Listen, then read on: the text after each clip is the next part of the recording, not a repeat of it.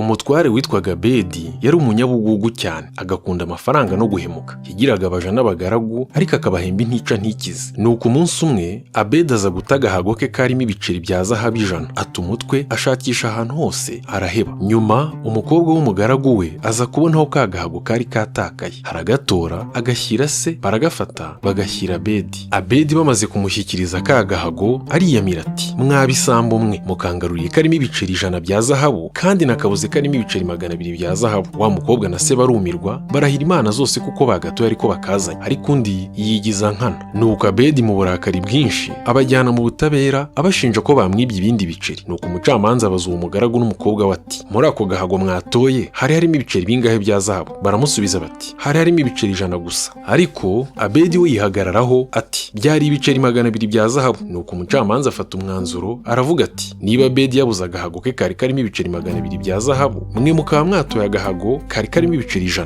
bishatse kuvuga ko mwatoye atarake. Kubw'izo mpamvu nimukajyane. Ubwo we arasigara ashaka ke. Nuko ubugugu bwa Abedi bukorezwa isoni aho, maze ukuri kwa wa mugaragu n'umukobwa we guhemberwaho, kuko ubeshya ngo uronke niko birangira uhebye.